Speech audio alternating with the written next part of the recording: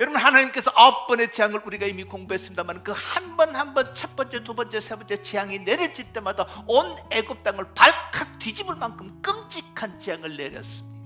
그런데 그 재앙이 끝나면 다시 그들의 마음은 원상태로 돌아가서 강팍했다라고 성경은 기록합니다. 결국 인간은 얼마나 무지하고 악한지 마지막 모든 것이 다 틀리기 전까지는 두 손을 들지 않는다는 거예요. 이게 애굽 백성만 그런 것이 아니라 우리도 마찬가지 아니에요. 결국 하나님께서 두 손 두 발 들을 수밖에 없도록 장자들을 다 데리고 가신 거예요.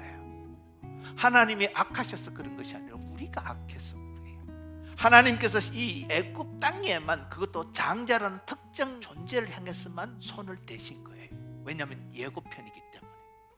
본편이 되면 하나님의 백성과 애굽 백성이 분리되듯이 예수 믿는 사람과 안 믿는 사람이 철저하게 하나님의 법 아래서 다 분리가 이루어질 것이다. 끔찍한 일이 범우주적으로 이루어질 것이고, 보편적으로 모든 인간을 향해서, 장자뿐만 아니라 모든 사람을 향해서 이루어질 것을 경고해 주고 있습니다.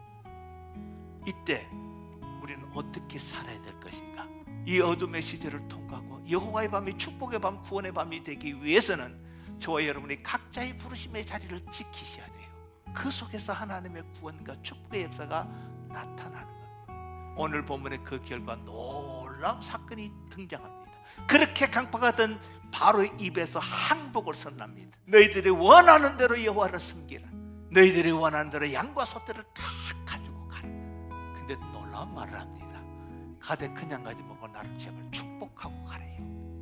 더 놀라운 사실은요, 그렇게 노예고 힘없던 이스라엘 백성들을 하나님께서 얼마나 강하고 큰 존재로 만들었는지 이스라엘이 달라는 대로 마치 약탈하듯이 애굽 사람들이 전부 다 은근폐허를 이스라엘 백성들에게 주었다는 거예요. 그 캄캄한 여호와의 밤이 임할 때 참 어두울 그 순간에 하나님은 약하고 약한, 정말 불에 탄 나무 막대기 같은 이스라엘 백성들을 크게 하시고 두려운 존재로 만드셨어요. 하나님이 살아계심을 그들을 통해서 보여주시고, 이 어둠의 밤을 축복의 밤으로 바꾸시고 구원의 밤으로 바꾸시는 놀라운 저와 여러분의 하나님이세요.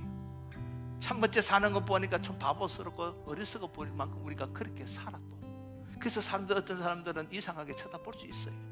하나님 뜻대로 산다는 것, 그 욕심을 따라 살지 않고 사는 것이 쉽지 않지만은 그렇게 살다 보면 어느 날 주님께서 다시 오실 때 영광의 밤이 될 것이고, 사람들이 그 입을 열어 하나님을 칭송하며 나를 축복해달라고 부탁할 날도 있을 거예요. 여호와의 밤이 진정 구원의 밤이요 축복의 밤이 되는 역사가 이루어지기를 주님의 이름으로 축복합니다.